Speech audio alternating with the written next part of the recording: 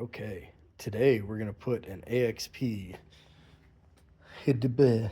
plastic skid plate on Husky 701 here. We're going to replace factory skid plate, which seems, oh, I can't kick it, there we go. Seems sturdy enough.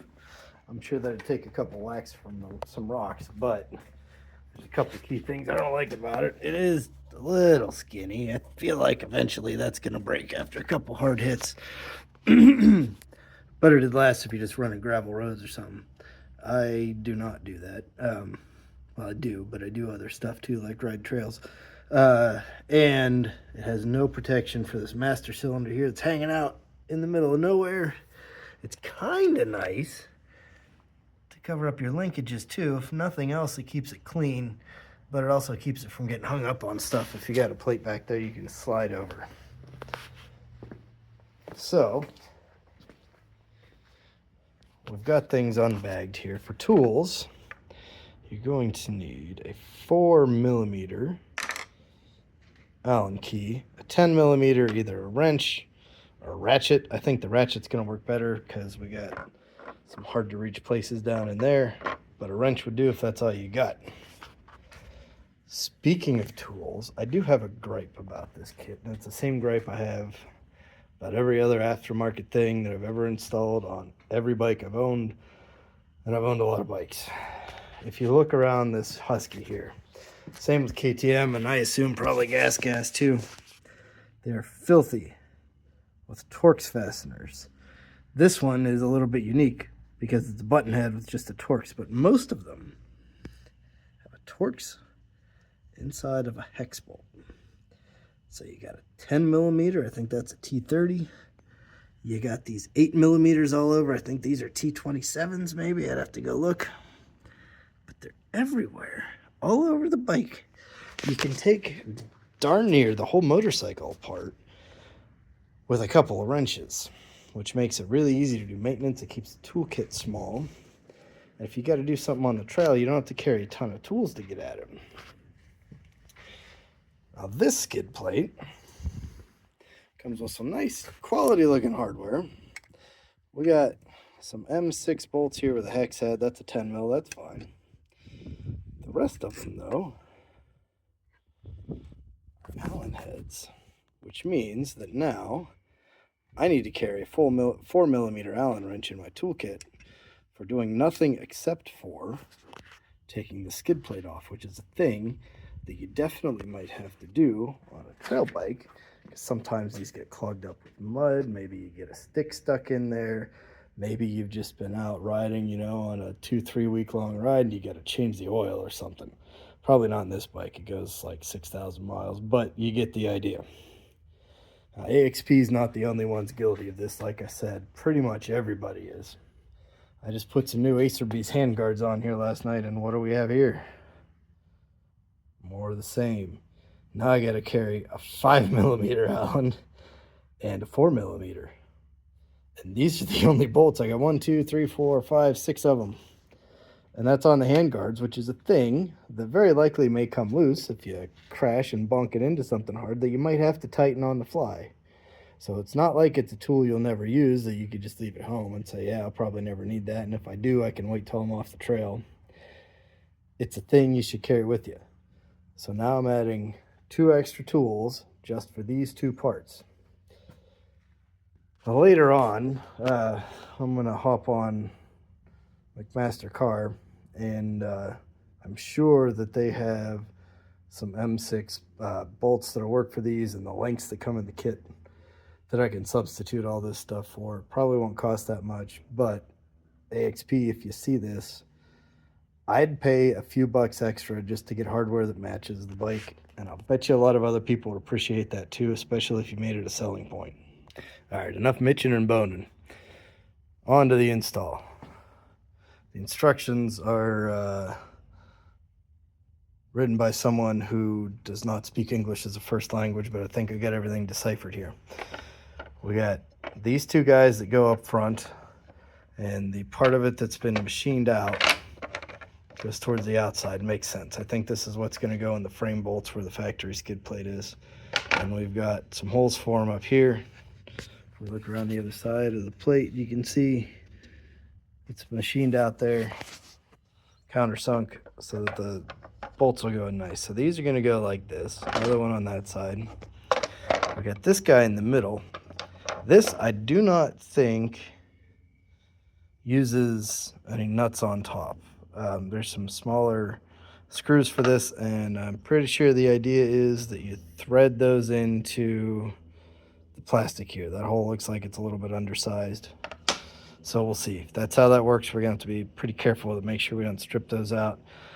Maybe get them in there so we got some threads and run them back out and put some Loctite on and put it back together. I imagine this is just here for strength, so we'll figure that out when we get that far. I'm doing this on the fly. And then the last piece we've got is this guy, the factory skid plate. From what I can see, there's a couple bungs on the back that go on these rubber doodads, and then 2 bolts up front. So down here, I'm thinking is what these guys are for. So it goes back in, then 2 bolts on the front. Pretty easy for a skid plate. I've got some that, like that one, is a real pain in the ass to remove if you need to. This one looks like it'll be pretty easy. 2 bolts, pop her off. I like that. And then we got one back here too. This looks like we take one of the bolts out for the brake reservoir, pop it through there. So we'll figure that out too when we get that far. First things first though, let's get all these things put together. The instructions do tell you which length bolts you need to use where, but you can also figure this out through the power of deduction. We're going to start with these 2 at the front, and those have 2 bolts each, so that means we need 4 bolts that are all the same length. And if I go over here and look at the hardware, I've got a collection of 3. There's 2 over here. There's 4 of the same bolts here. I got 2 little shorty hex heads and 1 big long one. So I think I need these 4 right here. All right, so we got 4 bolts, 4 washers, 4 of these nice nylon locking nuts. I do appreciate that too. Sometimes you get like a nut and a lock washer with these kits, and I always throw them away and use those. These look like they're probably stainless hardware. Doesn't matter much anyway. I'm gonna get rid of these because we talked about that. All right, we've put all those on finger tight. Now you can see there's a little bit of play in here. So when you tighten these up, you want to be a little bit careful with them. The holes in the brackets are actually machined pretty close, but just kind of eyeball these and make sure everything looks straight when you snug it up. I'm not going to be able to tighten these up after the skid plate is on the bike, unfortunately. That would make it a lot easier because then we'd know everything lines up. So we may have to mess with these later a little bit, maybe take it off, play with them, put them back, but I think it's going to be fine. Yeah, so that's it. You're going to have to wait while I tighten them and use your imagination. Hopefully everyone knows how to use a wrench. I'm doing this one-handed, so we're going to put the phone down and tighten up some bolts. All right, all snugged up, everything tightened down nice. I didn't use Loctite or anything because we got nylock nuts there, everything ought to stay. Now we're going to go back over to our parts tray and find the 3 matching bolts.